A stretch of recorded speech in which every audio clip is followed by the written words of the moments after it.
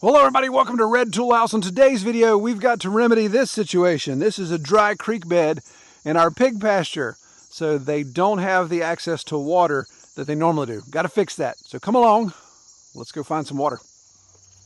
So I'm standing here in our main stream that goes through the center of our valley. You can see here on the map. This usually is a seasonal stream. It's usually a month that we don't have running water in it. Well, that month is upon us. We are in September. Usually it's August, but we're in September now, and we've had a bit of a dry spell. We did actually have some decent rain. We got about a quarter inch of rain 2 nights ago. But of course, not enough to fill up our coffers here, fill up our puddles or anything. So the pigs got one little tiny spot where we've only got a hole of water this big, and I don't feel comfortable with that being the only source they have. So we're going to go collect some water elsewhere and bring it here on the trailer so we can fill up their trough. It'll become a daily thing until we get some rain, but be able to fill up their trough and give them water to access so they've got clean drinking water. But let me show you some problems we're running into. This dryness has affected several spots that I would normally get water. So we have this hole of water that usually is the hole that Timber swims in, and it's usually over his head. Usually the water is right up here to the base of these sycamore. But as you can see, not very deep, not a lot of water there. I mean, it would work if I pumped out, but he stirred it all up too. We're going to go further downstream and see if we can find a larger hole of water, because as you know, the water goes downstream, accumulates. So there's another hole down off of our property actually on highway property, county road property, I should say, that I'm going to try to get access to. And we'll use our lift pump, we'll use our solar generator and our IBC tote, and our trailer, of course, to transport, to be able to get quite a bit of gallons of water up here to take care of the pigs.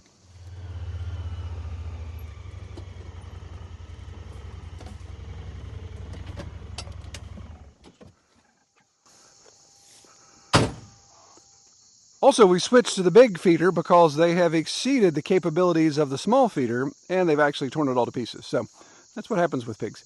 So we're going to use the big guy here and put about 350 pounds of feed in it for now.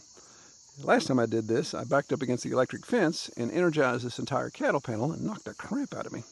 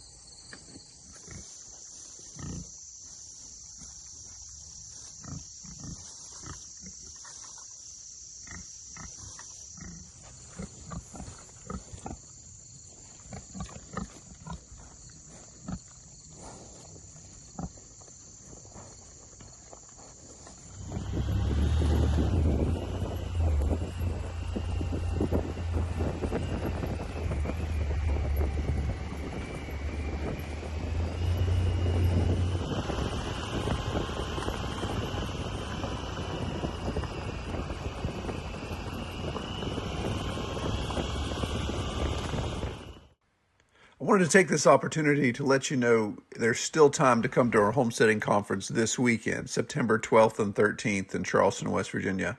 We still have tickets available. Go to homesteadingish.com and see all the details. We got our schedule posted. We'll have over 36 presentations. It's going to be a really good jam-packed 2 days. So come see us. We'll hang out.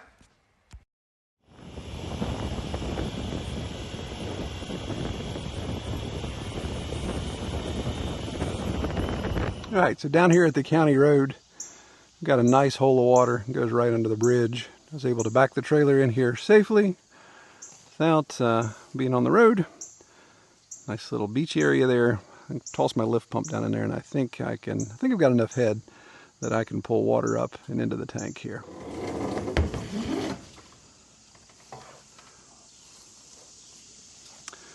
This is going to take a while. So that little pump that I put down in the creek is pulling 155 watts. And it's got a decent water flow to it.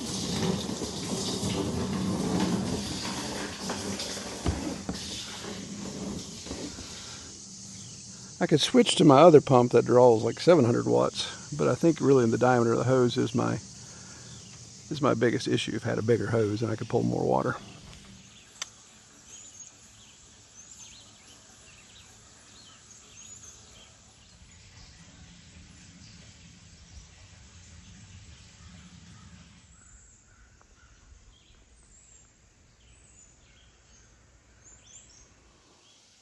All right, so that looks like that's about the halfway point.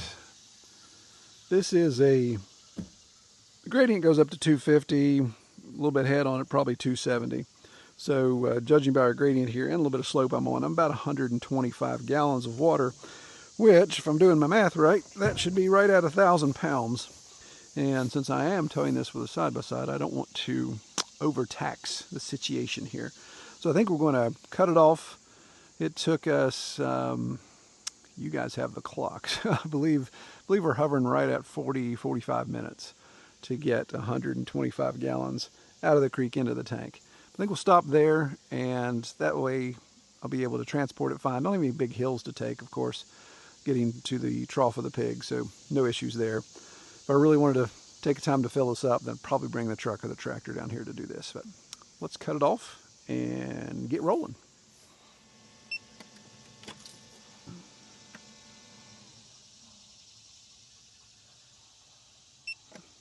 I had to learn the hard way one time when you do this and your hose is below your water line. You got to take it out, or if you walk away and do something else, it'll siphon the tank empty. Can't fight physics. Somebody's been sitting in the side-by-side for the last 45 minutes, and he'd love to get in this water. My concern is this has kind of become like I'm standing on a lot of broken glass right now. Hate to see a cut paw pad.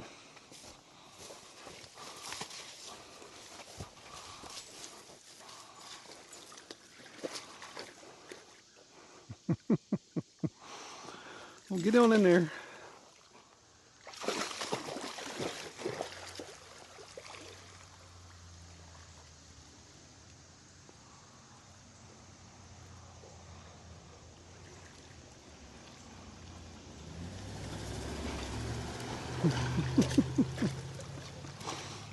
Good boy. All right, let's head to the house. Stranger in a strange land, aren't you?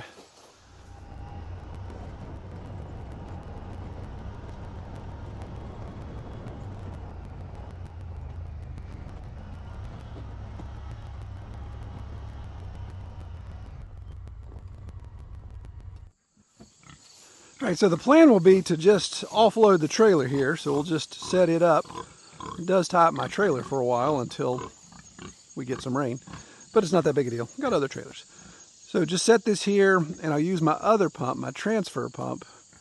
I wish they made a small enough drop-in pump that would fit in the top of an IBC tote. I've looked, other than getting an actual, like a well pump, which is way more pump than you need, I've yet to find something that fits down in that. If you guys have ever seen a pump that has to be, what, I think 5-inch diameter max at any spot, if you see anything like that, put a link below or send me some information, because I would buy one in a heartbeat, something that drops down easily into an IBC tote, just like this pump, and can pump out of it. Because my transfer pump, I got to prime it, I got to make sure I got all that stuff going, uses a lot more electricity from my solar generator, so it'd be nicer to have something that drops right in there.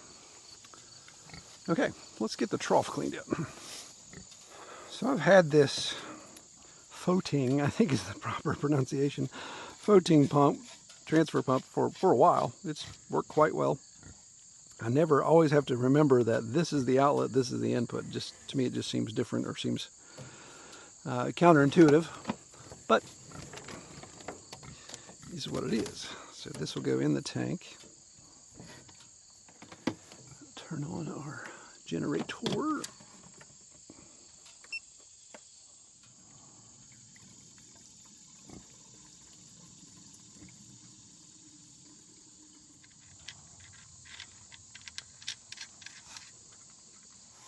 Dredge out some of that slime water.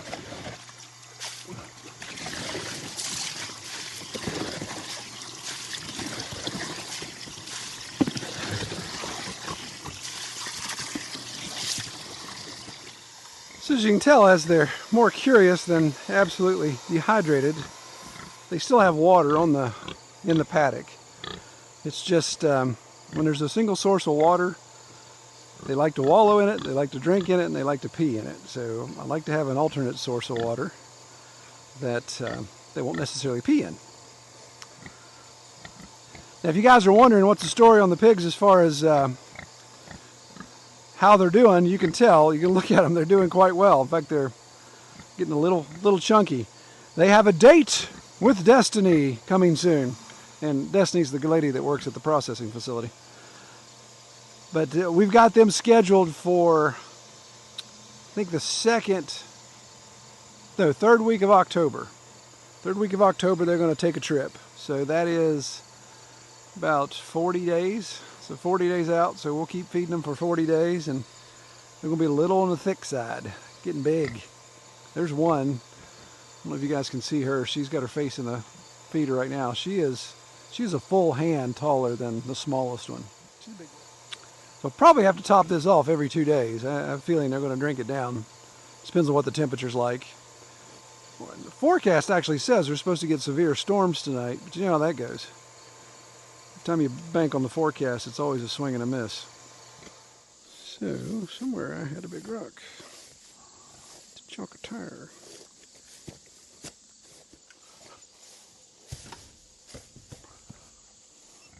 So the plan will be just to offload the trailer right here and leave it.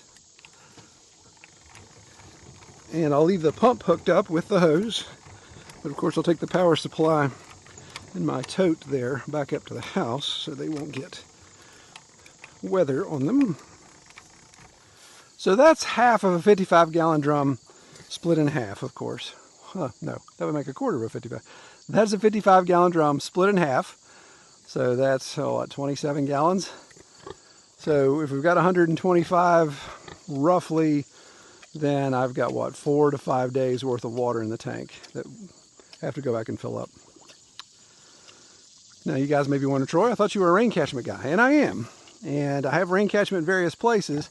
I just don't have a water source on this pasture. This is a pasture I haven't used in a couple years, so I haven't set up my rain catchment well for that. And the closest rain catchment tank is the tank on the workshop, which is a asphalt shingled roof. I'm not a huge fan of catching that water for watering livestock. Grand scheme of things, probably not a huge deal. Just, I know I'm using ATF, IBC totes, all that type of stuff. So, yeah, see, they're not dying of thirst. They just want to play in it. That's the thing, the little turkeys. I'm sure they're going to start splashing it out and make a wallow here like they normally do. Yeah, look at her trying to get her trotter up in there. You want to play in it, don't you, jerk? Well, this should suffice for what we need for the pigs. With rain in the forecast, maybe the creeks will start to get filled back up again. Not a huge deal. If I hook up the truck or the tractor, then I can maybe bring more water. Although the side-by-side really didn't have a problem at all with that. I could have probably filled it up. So not a huge deal there to fill it up. I've got 2 totes. I could bring 2 totes up here of water. We'll just see. Of question is, if we continue to have dry weather and an extended drought period, then that hole of water is going to dry up as well.